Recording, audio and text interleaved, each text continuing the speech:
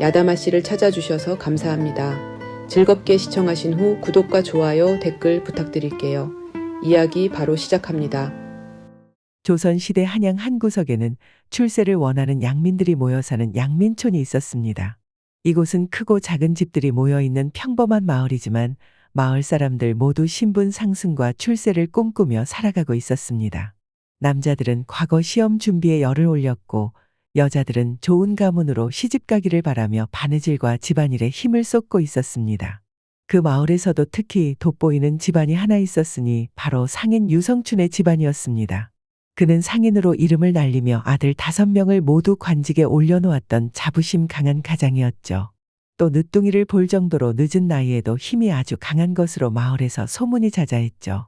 하지만 지금은 어떤 저주로 인해 집안이 기울어져 옛날의 영광을 간직한 채로 살고 있었습니다. 그 집의 늦둥이 딸 유아랑은 오라버니들과 마찬가지로 명석한 두뇌를 가졌지만 오라버니들과는 다르게 학문을 배우지 못하니 그저 집안일을 하는 어여쁜 처녀였죠. 생긴 것도 아주 고운 것이 마을 사내들이라면 한 번쯤 하랑이를 보러 유성춘 댁에 찾아오곤 했습니다. 하랑은 순수한 것인지 성격이 털털한 것인지 헐렁한 옷을 입고 일을 하면서도 손님들이 찾아왔을 때 결코 몸을 가리거나 숨긴 적이 없었죠. 이 때문에 마을 남정네들은 한 번씩은 좋은 구경을 했다고 생각하곤 했습니다. 하랑에게 나쁜 마음은 없었습니다. 언제나 아버지 유성춘을 도와 집안일을 열심히 해 집안 살림에 도움이 되고자 했습니다. 출세에 꿈이 없는 것은 아니지만 지금 당장은 기울어질 대로 기울어진 집안을 다시 일으켜 세워야 한다고 생각했던 것이죠. 하랑의 오라버니 5명은 모두 과거에 합격한 수재들이었습니다. 유성춘이 물심양면 뒷바라지를 해준 덕분에 아들들 모두 열심히 학문을 다져 과거에 합격할 수 있었죠. 첫째부터 5째까지 식년시가 열리는 3년마다 차례대로 합격을 한 것 아니겠습니까? 집안에서 과거 시험 합격자가 5명이나 나온 것은 이례적이었기에 모든 마을 사람들은 유성춘을 부러워했죠. 하지만 그 부러움은 오래가지 않았습니다. 관직에 오른 아들들이 어느 순간부터 말이 어눌해지더니 어느새 완전히 말을 하지 못하는 벙어리가 된 것이 아니겠습니까? 한 놈도 아니고 5놈 전부 다 이러다니.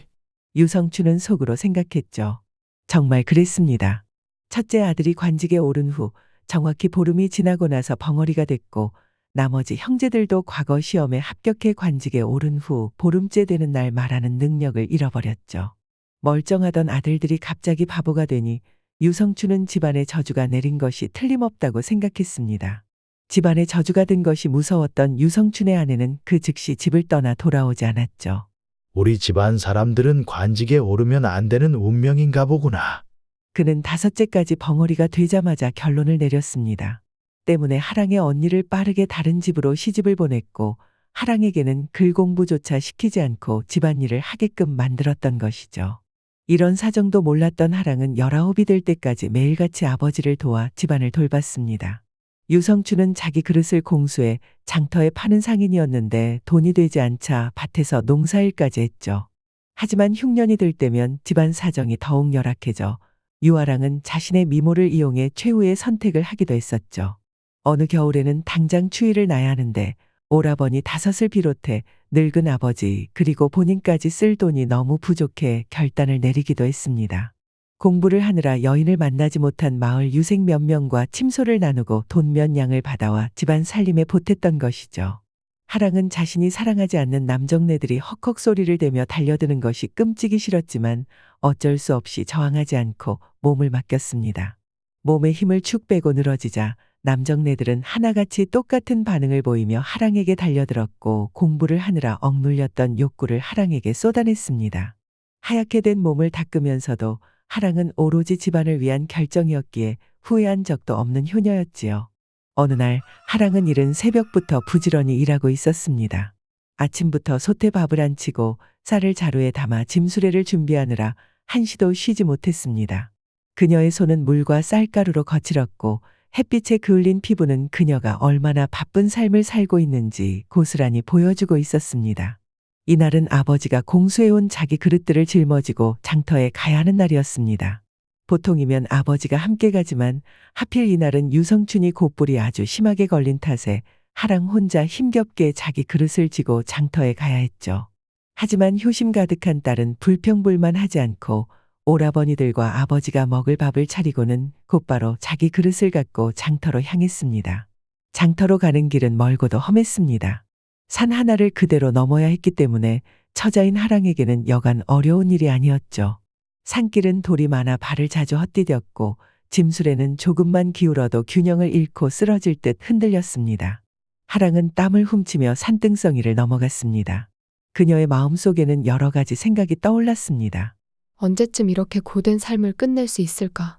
나도 다른 사람들처럼 관직에 오른다면 이런 고통을 모두 끝낼 수 있을까?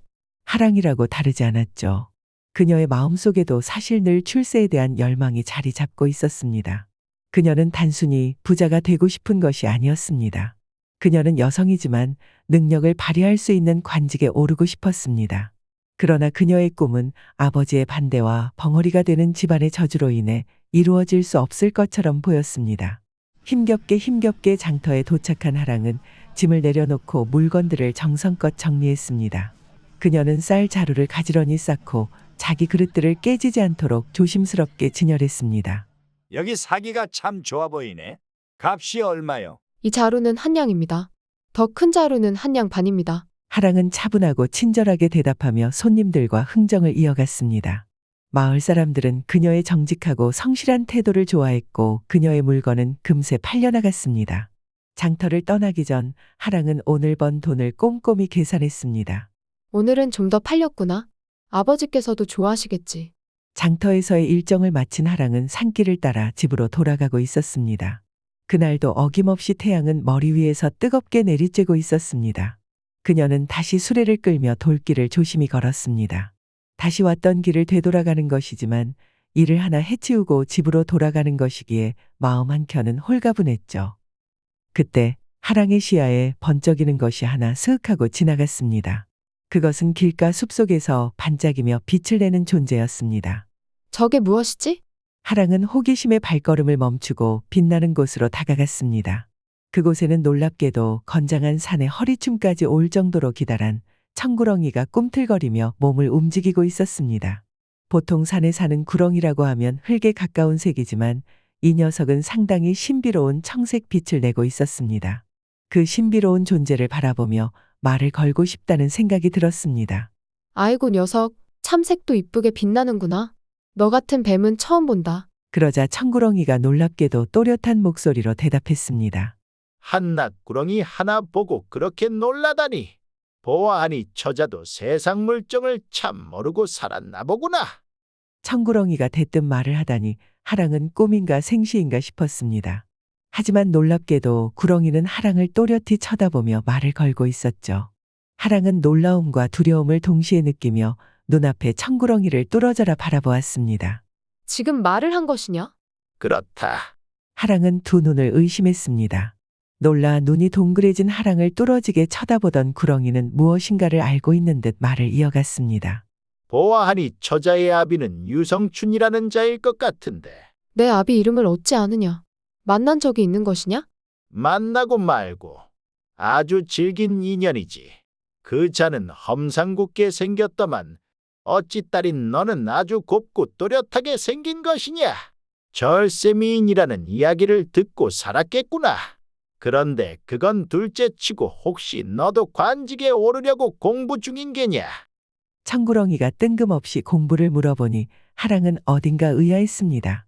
하지만 글 공부를 해 출세하고 싶다는 것을 어디다 이야기할 곳도 없었기에 구렁이에게 신세한탄을 하듯 이야기했죠. 사실 우리 아버지 몰래 공부를 하고 있다. 내가 여인이지만 관직에 오르고 싶은데 워낙 반대가 심해서 말이지. 아버님께서 워낙 반대를 하시니 내 뜻대로 할 수가 없지. 내명부 상궁 같은 관직에 오른다면 여인으로 엄청 출세를 하는 것이라던데. 네가 글과 학문을 잘 익힌다면 못할 것도 없는 것 아니겠냐? 그 꿈을 꼭 이뤄야 하지 않겠냐? 언제까지 이렇게 아비 밑에서 허드렛 일만 하면서 살 수는 없는 노릇이잖나. 내명부의 상궁 자리는 학문을 열심히 다진다면 충분히 갈 수 있을 거다. 구렁이가 차분하게 말했고 그 말에 하랑은 내심 구렁이의 말이 맞다고 생각하며 고개를 떨궜습니다. 구렁이에게 무슨 능력이 있는지 그 순간 하랑이는 아버지를 설득해 본인이 꿈꾸는 내명부 상궁이 되기 위한 노력을 해야겠다는 생각에 사로잡혔습니다. 고맙다. 네 말이 맞다. 나도 내 살 길을 찾아야지. 평생 아버님 밑에서 살 수는 없는 노릇이야. 잘 돌아가길 바란다. 하랑이 인사를 하고 집을 향해 뛰어내려갔고 구렁이는 그런 하랑의 뒷모습을 보며 음흉한 미소를 짓고 사사삭 산속으로 사라졌습니다. 그날 저녁 하랑은 조심스럽게 아버지에게 말을 꺼냈습니다. 아버지, 오늘 제가 산길에서 아주 이상한 일을 겪었습니다. 무슨 일을 겪었느냐? 제가 말하는 구렁이를 만났지 뭡니까? 신기하게 청빛이 번쩍이는 녀석이었는데 글쎄 사람처럼 말을 하는 것 아니겠습니까? 유성춘은 딸의 말을 듣고 한동안 아무 말도 하지 않았습니다. 그러나 그의 얼굴에는 깊은 근심이 떠올랐습니다. 하랑은 이야기를 이어나갔습니다. 아니 글쎄 그 구렁이가 저에게 글 공부를 하라고 하였습니다. 여인도 열심히 공부만 하면 관직에 오를 수 있다고. 제가 내명부 상궁이 될 수 있다는 이야기를 해주었습니다. 하랑 이년아, 우리 집안은 더 이상 관직을 꿈꿔서는 안 된다. 너도 잘 알지 않느냐? 오라버니들이 관직에 오르자마자 다 벙어리가 되는 저주를 겪었는데 니녀는 어찌 관직에 오를 발칙한 상상을 하느냐? 하랑은 아버지의 단호한 목소리에 마음이 무거워졌습니다. 그러나 그녀는 꿈을 포기할 수 없었습니다. 아버지, 저도 이제 20살이 넘어 성년의 여인으로서 인생을 살아야 하지 않겠습니까? 단순히 관직에 오르고 싶어서가 아닙니다. 제가 할 수 있는 일을 하고 싶습니다. 저도 제 방식으로 집안을 일으켜 세우고 싶습니다. 유성춘은 한숨을 쉬며 고개를 저었습니다. 그렇다면 네가 알아서 해보거라. 하지만 나는 너를 도와줄 수 없다. 아버지의 말에 속이 상한 하랑은 방으로 들어와 숨겨뒀던 책을 꺼내 펼쳤습니다. 그렇습니다. 사실 하랑은 아버지 몰래 글 공부를 하고 있었죠. 공부만 몰래 할 뿐 관직에 대한 꿈을 말하지 못해 혼자 끙끙 앓다가 이제 와서야 아버지에게 속마음을 처음 밝혔던 것입니다. 하랑의 공부를 도와주는 선생은 명궁이라는 건넌 마을에 살고 있는 여인이었죠. 명궁은 이 마을에 살다가 건넌 마을 강산도령이라는 사내에게 시집을 간 10살 많은 언니였습니다. 명궁은 마을에 몇 없는 처자인 하랑을 기회가 될 때마다 물심양면 도왔던 인물이었습니다. 어린 하랑에게 바느질, 빨래 등 여인이 배워야 할 일들을 가르쳐 주었죠. 하지만 여인이라고 결코 공부를 등한시하면 안 된다고 생각했기에 하랑이에게 오랫동안 글 공부를 가르쳐 온 것도 명궁이었습니다. 학문에 열의가 있었던 하랑은 아직 사람들이 잠을 자는 새벽녘이면 몰래 집을 빠져나와 명궁을 만나며 하루를 시작했습니다. 공부를 하러 간다고 하면 아버지 유성춘이 반대할 것이 뻔했기에 아침 일과를 시작하기 전에 일찍 일어나 명궁으로부터 공부를 하고 일을 시작했던 것이죠. 명궁의 집은 건넌 마을에서도 가장 으리으리한 집 중 하나였습니다. 대문을 열고 들어서면 깨끗하게 쓸려진 마당과 작은 정원이 있었습니다. 정원 한편에는 명궁이 손수 가꾼 채소와 향신료가 자라고 있었죠. 아침 공기에 섞여 퍼지는 흙내음과 풀냄새는 하랑의 마음을 편안하게 해 강산도령과 같은 부자에게 시집을 간 명궁 언니가 내심 부러워지기도 했습니다. 언제나 대문을 열면 항상 명궁이 하랑을 활짝 웃는 얼굴로 반겨줬습니다. 그녀는 새벽마다 등불을 밝혀놓고 하랑이 올 때까지 늘 준비를 끝내놓았습니다. 방 한 구석에는 명궁이 오랫동안 사용해온 낡은 서책과 붓, 벼루가 가지런히 놓여 있었습니다. 바람이 불 때마다 책갈피가 넘겨질 정도로 낡은 서책이었지만 그 안에는 세상에 대한 모든 지혜가 담긴 듯했죠. 세종이 창제한 한글을 차근차근 배워나가기 시작한 하랑. 어느 순간 글 공부가 재밌어지고 자신감도 생겼습니다. 그의 오라버니들이 모두 과거에 합격해 관직에 오른 만큼 하랑의 머리도 굉장히 좋은 편이었죠. 공부를 할 때마다 새로운 세상을 접하는 기분에 하랑이 관직에 오르고 싶다는 꿈이 생겼던 것입니다. 정말 잘하고 있구나, 하랑아. 지금은 너희 아버지께서 반대를 하시지만 어느 순간에는 네가 집안의 기둥이 돼야 할 거야. 명궁은 하랑을 언제나 격려해주는 좋은 언니였습니다.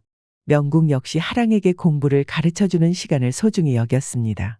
단순 학문적 지식을 가르쳐주는 것을 넘어서 꿈을 심어준다는 자부심이 명궁의 마음속에 피어나기도 했죠. 하랑의 두뇌는 매우 명석했습니다. 글솜씨가 뛰어나 시를 쓰는 등 글짓기에도 뛰어난 솜씨를 보였고 조선의 고전 서적을 해석하는 솜씨도 매우 뛰어났죠. 명궁은 그런 하랑을 가르치면서도 깜짝 놀랄 때가 상당히 많았습니다. 하랑아, 사람들이 너희 집안에 저주가 걸렸다고 두려워하지만 언니는 너가 다 이겨낼 수 있으리라 믿어 의심치 않는다. 집안에 걸린 저주라는 것도 너를 막아서지는 못할 거야. 유성춘과 청구렁이에 대해 이야기를 한 다음 날 새벽부터 하랑은 바로 건넌 마을에 있는 명궁을 찾아갔습니다. 의지할 수 있는 유일한 사람이 명궁이었습니다. 이날 하랑은 명궁 언니에게 속마음을 털어놔야 할 것 같았습니다. 문을 두드리자 헐렁한 옷차림을 한 명궁이 문을 열었습니다. 잠결이었는지 옷을 제대로 여미지도 않은 채 속살이 훤히 드러났죠. 언니, 마을 남정네들이 보면 어쩌려고 이런 의복을 입고 계십니까? 평소보다 더 이른 시간에 어쩐 일이야? 무슨 일이라도 있는 거야? 얼굴 표정은 왜 그러니? 명궁은 하랑의 손을 잡고 안으로 데려갔습니다. 따뜻한 차와 다과를 내온 뒤 하랑 옆에 앉았죠. 마음을 터놓을 수 있는 명궁 언니의 얼굴을 본 하랑은 눈물이 그릉그릉 차오르는 것만 같았습니다. 언니, 제가 어제 말을 하는 구렁이를 만났지 뭡니까? 항상 언니도 제가 장차 집안을 이끌 가장이 될 거라고 하지 않았습니까? 그런데 그 구렁이도 제게 허드렛 일을 하지 말고 공부를 해 관직에 오르라고 말한 것 아니겠습니까? 말을 하는 구렁이라니? 그게 무슨 소리냐? 진짜 말을 하더라니까요. 청빛이 번쩍 빛나는 녀석이었는데 분명 제 귀로 똑똑히 들었어요. 제게 내명부에 들어가야 한다고 말을 하지 뭡니까? 이걸 아버님께 얘기를 했더니 또 노발대발하시면서 전 이 집안에 있으면 공부는 꿈도 못 꾸는 운명인가 봅니다. 하랑은 한참을 울며 언니에게 자신의 속마음을 털어놓았습니다. 명궁도 같은 여인으로서 그 누구보다 하랑의 마음을 이해할 수 있었습니다. 본인이 하랑의 나이와 같았을 때 비슷한 고민을 했었던 것이죠. 하지만 명궁은 공부를 포기하고 강산도령에게 시집을 오기로 결정했었죠. 그녀도 공부를 해 벼슬을 다는 꿈이 있었지만 끝내 포기한지라 같은 처지에 있는 하랑을 더욱 물심양면 도왔던 것이죠. 명궁은 그런 하랑을 차분히 달래며 한동안 가만히 이야기를 듣기만 했습니다. 그리고 이내 깊은 한숨을 내쉬며 무거운 이야기를 꺼냈는데요. 하랑아, 나도 너와 같은 고민을 했었단다. 벼슬자리에 오르는 것. 그건 학문을 배운 여인이라면 누구나 꿈꾸는 것 아니겠니? 하지만 나는 그것을 이루지 못했으니 너라도 이뤘으면 좋겠다는 마음이 컸었단다. 하지만 언니는 늠름하고 부유한 강산도령님에게 시집을 오시지 않았습니까? 그 말에 명궁은 누구라도 들을까 목소리를 낮춰 소근소근 이야기를 이어나갔습니다. 이 집에 온 것이 행복할 것 같니? 사실 그렇지 않단다. 난 강산도령님과 혼인을 했지만 사실 몸종에 가까운 처지로 살아가고 있단다. 사랑을 느끼지 못해. 그래서 항상 외로웠는데 너에게 학문을 가르쳐주며 나의 외로움을 채워나가기도 했었던 거야. 사랑하지 않는데 왜 시집을 왔습니까? 명궁은 잠시 생각에 잠겼습니다. 두 사람 사이에는 긴장감이 묻은 정적이 흐르기 시작했죠. 그때 명궁이 결심한 듯 입을 열었습니다. 사실 나는 너의 언니야. 하랑은 그 이야기에 양손으로 입을 틀어막았습니다. 순간 명궁이 자신의 언니라는 말에 뛸 듯이 기쁘면서도 이게 무슨 상황인가 혼란스러움에 말을 잇지 못했죠. 뭐라고요? 언니가 제 친언니라고요? 그럼 왜 한 번도 말씀해 주시지 않았던 거예요? 놀랄 걸 알고 있었어. 내가 널 끔찍이 챙긴 이유가 동생이기 때문이야. 유성춘 선생. 그러니까 아버지는 똑같이 내게도 공부를 못하게 막았었지. 형제들이 모두 관직에 오르자마자 벙어리가 되자 아버지는 병적으로 변하셨어. 공부가 곧 저주에 걸리는 길이라고 생각하셨지. 나는 그런 아버지 밑에서 살기가 싫었어. 그런데 그와 동시에 집안의 저주가 진짜일까봐 내심 두렵기도 했어. 그래서 홀로 집을 떠나왔단다. 그리고 강산도령님을 만나 혼인을 했는데 그때 그 선택이 이렇게 될 줄은. 그렇습니다. 명궁은 강산도령과의 혼인이 자신의 운명을 바꿀 열쇠라고 믿었었죠. 젊고 잘생긴 데다가 부유하기까지 한 강산도령과 혼인을 하면 편한 인생을 살 수 있으리라 믿었지만 실상은 달랐습니다. 강산도령은 겉으로는 점잖은 유생처럼 보였지만 뒤에서는 심각하게 여색을 밝히는 성향의 사내였습니다. 나이가 조금 찼음에도 여전히 매혹적인 명궁의 몸을 탐닉하는 때가 많았는데 그를 종부리듯 부리며 욕구를 해소하지 못하는 자신의 유생 친구들을 불러다가 명궁의 몸을 탐하라 지시하는 등 입에 꺼내기 힘든 비밀을 지닌 인물이었습니다. 명궁이 본인의 선택에 후회를 해도 이미 때는 늦은 상태였죠. 외로움과 고통의 나날을 보냈지만 하랑을 가르치는 시간을 통해 자신의 존재를 되찾아가며 위로를 받았던 것입니다. 하랑, 즉 자신의 동생은 본인보다 더 나은 삶을 살길 바랐던 것이죠. 이 이야기를 들은 하랑은 한동안 멍하니 있었습니다. 이후 젠 발걸음으로 집에 돌아와 아버지를 찾았죠. 유성춘은 마당 한켠에서 나무를 다듬고 있었습니다. 아버님, 잠시 방에 들어가 드릴 말씀이 있습니다. 하랑은 성춘의 사랑채에 들어가 고개를 빳빳하게 들고 앉았습니다. 방에 들어온 유성춘은 평소와 달리 결연한 표정의 하랑을 보고 무슨 일이 벌어졌구나 직감했습니다. 건넌 마을에 다녀오는 길입니다. 거긴 왜? 그곳에 강산도령님을 아시는지요? 그 집에 시집을 간 명궁 언니에게 이야기를 듣고 오는 길입니다, 아버지. 명궁이라는 이야기를 듣자마자 유성춘의 표정은 굳었습니다. 집을 나간 딸의 이야기를 오랜만에 듣는지 표정은 씁쓸해 보였습니다. 그래, 알고 있다. 강산과 명궁은 잘 지내고 있더냐? 명궁은 건강해 보이더냐? 명궁 언니에게 모든 이야기를 다 들었습니다, 아버지. 저에게 소상히 비밀을 이야기해 주세요. 저도 이제 성년이 된 처자입니다. 아무리 여인이지만 이 집안의 일원으로서 알아야 할 부분이 있다고 생각을 합니다. 하랑은 또박또박 이야기를 이어나갔습니다. 오라버니들이 관직에 오르면서 저주에 걸렸고 언니가 집을 떠났다고 했습니다. 도대체 우리 집안에 무슨 일이 있었는지 아버지께서 직접 말씀해 주세요. 유성춘은 한참 동안 말을 잇지 못했습니다. 그는 떨리는 손으로 나무를 내려놓고 하랑을 마주보며 무겁게 입을 열었죠. 하랑아, 그건 오래전 내가 저지른 잘못 때문이다. 지금껏 너희에게 말하지 못했던 일이다. 내가 젊었을 때 산을 넘어가던 중 2마리의 커다란 구렁이를 본 적이 있었다. 하랑은 아버지의 말에 귀를 기울였습니다. 그때 내가 장터에 가는 길이었어. 알다시피 산길이지 않니? 무척 힘들어서 잠깐 지게를 내려놓고 쉬고 있는데 그 구렁이들이 서로를 돌보며 평화롭게 지나가고 있었지. 그런데 나는 어리석게도 그들이 꼴보기가 싫었단다. 난 이렇게 힘들게 일하는데 한낱 구렁이 따위가 저리 평화롭게 지나가네라는 생각이 들었단다. 그래서 막대기를 주어 그들을 괴롭혔지. 유성춘의 눈에는 후회가 가득했습니다. 2마리 중 한 놈이 도망치려고 하니까 내가 막대기로 녀석의 목을 눌러 고정시켰다. 고리를 밟고 녀석의 눈을 노려봤지. 발버둥을 치는데 말도 못하는 녀석이 발버둥을 쳐서 어쩔 거냐? 라고 내가 소리쳤던 기억이 나는구나. 그대로 그 녀석은 죽었고 다른 한 놈은 나를 쏘아보더니 풀숲으로 사라지더구나. 그때 그놈이 얼마 전 내가 본 그 녀석임이 틀림없다. 청빛으로 밝게 빛나는 구렁이를 나도 그때 처음 봤으니까 말이야. 그날 이후 나는 그 구렁이를 잊고 살았다. 그런데 네 첫째 오라비가 과거에 합격하고 보름 만에 말을 잃는 일이 생겼다. 그때는 단순히 병이겠지 하고 넘겼다. 하지만 둘째, 셋째, 넷째, 그리고 다섯째까지 모두 같은 일이 일어났을 때 나는 그 구렁이가 생각났다. 그 구렁이가 우리 집안을 저주한 것이 분명하다고 느꼈지. 그래서 명궁이 집을 나갔고 내가 너의 공부를 반대하는 것도 그 이유 때문인 게야. 하랑은 아버지의 말을 들으며 눈물을 글썽였습니다. 아버지, 왜 그런 끔찍한 일을 하셨나요? 그 구렁이들은 아무 잘못도 없었잖아요. 유성춘은 고개를 숙인 채 떨리는 목소리로 대답했습니다.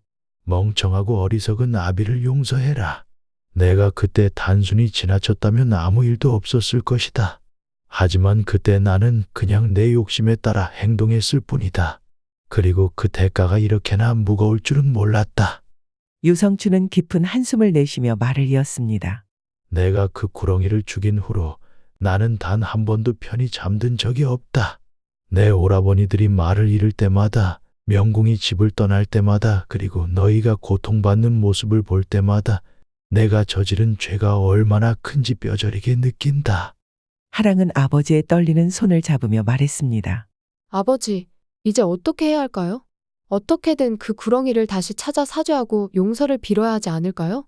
제가 어떻게든 구렁이를 찾아 집으로 데려오겠습니다. 그날 이후 하랑은 시간이 날 때마다 그때 구렁이를 만났던 산중턱에 올라 소리치며 구렁이를 찾았습니다. 아버지께서 젊으셨을 때 당신의 형제를 죽였다고 고백하셨습니다. 아버지는 큰 죄를 지으셨고 그 죄로 인해 저희 가족이 큰 벌을 받았습니다. 저희 오라버니들은 관직에 오르자마자 말을 잃었고 우리 집안은 무너졌습니다. 저는 아버지 대신 사죄를 드리고 당신께 용서를 구하려고 이곳에 왔습니다. 그때 바람이 스치고 풀숲이 살살 흔들리더니 하랑 앞에 구렁이가 나타났습니다. 빛을 머금은 청빛의 비늘은 여전히 밝게 빛났고 하랑은 구렁이의 노란 눈동자를 바라보며 사죄의 뜻을 밝혔죠. 너의 아비로부터 이야기를 들었나 보구나. 네 말이 맞다. 그때 유성춘이 죽인 건 내 아비였다. 말도 못하는 내 아비를 괴롭히는 모습에 치를 떨었지. 그날 이후 하늘에 매일같이 빌었다. 내게 말을 할 수 있는 힘을 달라고. 그리고 유성춘의 아비는 없을 테니 그의 자식들에게 말을 하지 못하는 저주를 내려달라고. 구렁이는 하랑에게 더 가까이 다가와 말을 이어갔습니다. 하늘에 또 빌었다. 이번엔 사람으로 만들어 달라고. 꼭 사람이 돼 유성춘을 찾아가 그에게 직접 복수를 하고 싶다고. 하지만 하늘도 무심하지. 그 뜻을 이뤄주실 생각은 없는 것 같더라. 하랑의 눈물을 그렁거리며 구렁이 앞에 바짝 엎드렸습니다. 차라리 절 물어 죽여주시고 제발 저희 오라버니들의 저주를 풀어주십시오. 저희 아버지도 잘못을 인정하고 계십니다. 제발 용서해 주십시오. 저희 집안이 많이 어려워졌고 벌을 많이 받았습니다. 용서해 주신다면 제가 이 은혜를 잊지 않고 평생 당신을 모시고 살겠습니다. 부탁드리옵니다. 진심인 것이냐? 진심입니다. 부디. 얼굴이 눈물 콧물로 범벅이 된 하랑을 보며 구렁이는 잠시 생각에 잠겼습니다. 복수심에 눈이 먼 자신을 발견할 수 있었죠. 생각해보면 유성춘의 잘못일 뿐 그의 자식들은 결코 잘못이 없었습니다. 무엇보다 까칠하고 도도해도 아름다운 외모의 하랑이 이렇게까지 진심으로 사죄를 하리라고는 상상을 하지 못했었죠. 구렁이는 생각했습니다. 내가 이렇게까지 적대심을 품고 있어봐야 무슨 의미가 있는가? 저들은 인간이고 나는 한낱 뱀일 뿐. 삶에 있어 달라지는 것은 없을 텐데 악의만 품고 있는다면 오히려 내가 내 살을 파먹는 것이 될 뿐. 그렇습니다. 구렁이는 진심 어린 하랑의 모습을 보고 유성춘을 용서키로 결심했던 것이죠. 너의 마음은 잘 알았다. 내일 너와 함께 너의 집에 방문하고 싶구나. 유성춘 선생을 만나 이야기를 듣고 이 질긴 인연을 끊도록 하자. 용서해 주시겠다는 건가요? 그렇다. 그 말을 남긴 구렁이는 뒤를 돌아 풀숲으로 돌아갔고 하랑은 뒷모습을 보며 연신 감사하다며 고개를 숙여 인사를 올렸습니다. 그때 구렁이가 들어간 풀숲에서 무엇인가 번쩍 빛나는 것이 아니겠습니까? 하랑은 무슨 일인가 궁금했지만 집안일이 남아있어 곧바로 집으로 뛰어내려갔습니다. 다음 날이 됐습니다. 하랑은 다시 산중턱에 올라 구렁이를 불렀습니다. 그 순간 풀숲에서 건장한 청년 하나가 나타나는 것이 아니겠습니까? 청년은 실오라기 한 올 걸치지 않은 모습이었고 커다란 것이 하랑의 눈에 번쩍 들어오는 것이었습니다. 몸은 탄탄한 것이었고 신장도 아주 건장한 것이 이 마을뿐만 아니라 조선에서 제일 가는 사내 같은 기운을 내뿜는 것 아니겠습니까? 청년은 맨발로 터벅터벅 하랑 앞에 섰습니다.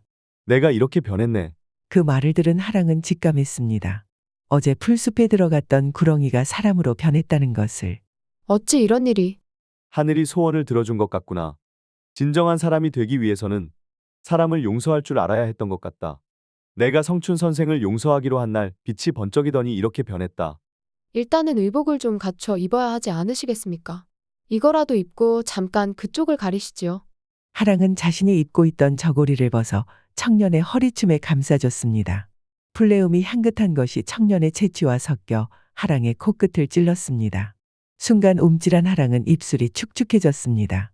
저고리를 벗어 가슴 가리개만 입고 있는 하랑의 모습에 청년 역시 시선이 한 곳에 모여들었습니다.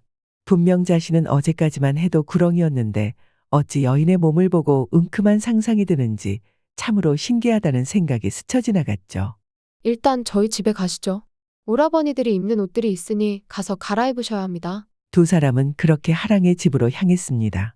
집에 도착하자마자 하랑은 헐레벌떡 뛰어들어가 사내가 입을 만한 옷을 들고 나왔고 청년은 부엌 뒤편으로 가 옷을 입고 나왔습니다. 옷을 갖춰 입으니 또 벗겨놓은 것과 달리 훤칠한 사내가 등장해 하랑 역시 시선을 빼앗겼습니다. 한동안 멍하니 사내를 넋놓고 보고 있을 때 방 안에서 유성춘이 나왔습니다. 이 사내는 누구신가? 유성춘이 묻자 하랑이 아버지를 붙잡고 어제 있었던 이야기를 모두 설명했습니다.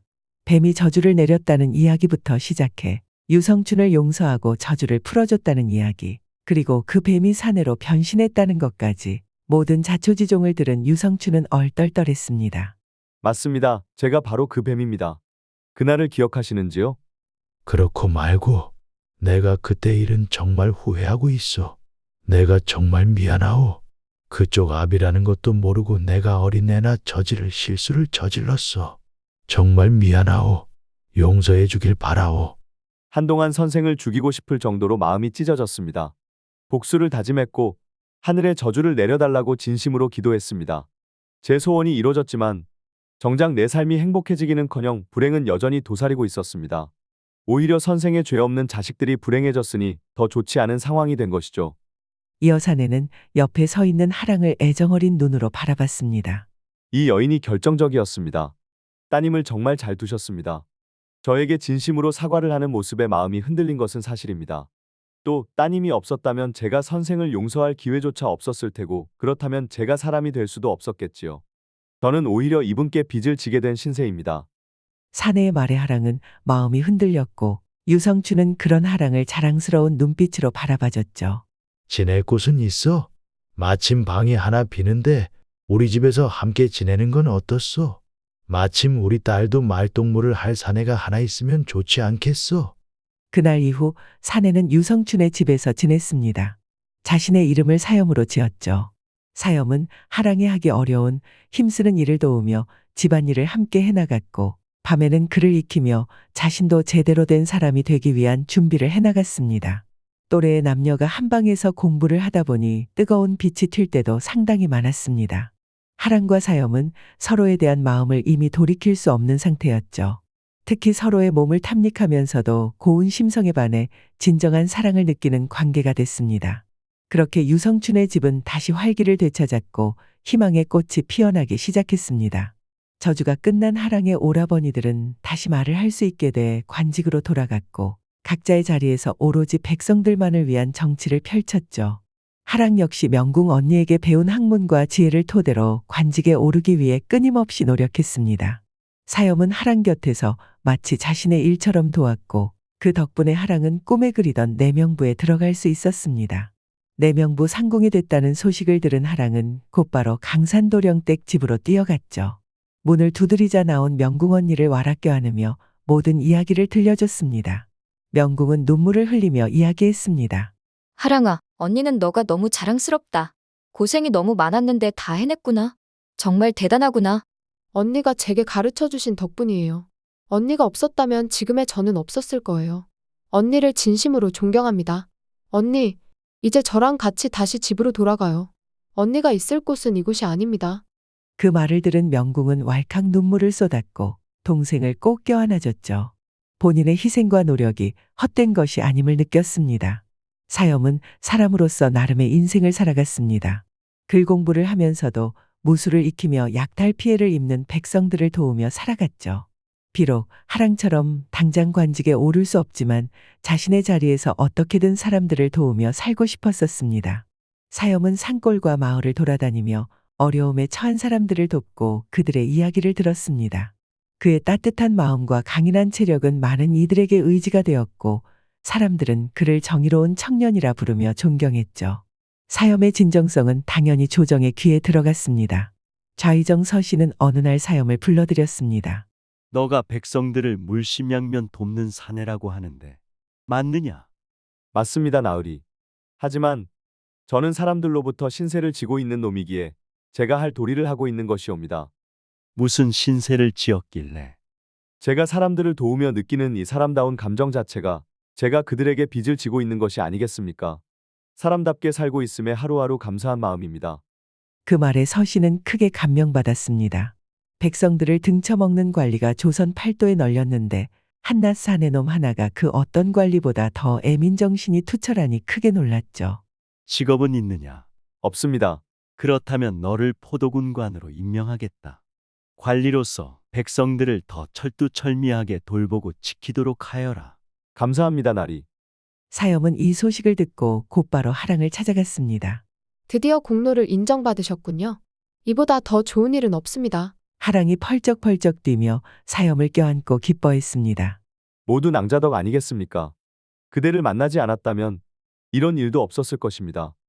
두 사람은 한동안 포옹을 나눴고 서로를 지그시 바라보며 입 맞췄습니다. 조정에서 관직을 받은 이후 사염은 하랑과 함께 혼례를 준비하기 시작했습니다. 두 사람의 혼례 소식은 금세 마을과 주변 지역에 퍼졌고 많은 사람들이 두 사람의 앞날을 축복하며 혼례를 돕기 위해 나섰죠. 유성춘의 집에 모인 사람들은 모두 하랑과 사염의 혼례를 진심으로 축하해 줬습니다.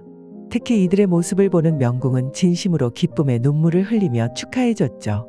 마을 원로가 두 사람의 혼례를 주관하며 축복의 말을 건넸습니다. 사형과 하랑은 단순히 혼례를 올리는 것이 아니라 마을과 백성들에게 희망을 선사하는 상징이 되었다. 두 사람이 걸어가는 길이 언제나 밝고 아름답기를 기원한다. 사랑의 힘으로 혼례까지 마친 두 사람은 이후에도 각자의 자리에서 사람들의 귀감이 되며 남은 인생을 살아갔습니다. 단순한 남녀의 만남이 아닌 갈등과 화해, 용서 그리고 사랑으로 이어진 아주 특별한 관계였기 때문에 어떠한 풍파도 두 사람을 갈라놓을 수는 없었습니다. 하랑과 사염은 서로의 사랑을 바탕으로 끝없는 헌신과 노력을 이어갔고 그들의 이름은 영원히 사람들의 기억 속에 빛나는 별처럼 남았습니다. 야다마 씨의 다음 이야기를 빠르게 시청하시려면 동그라미를 클릭하여 구독을 눌러주세요. 감사합니다.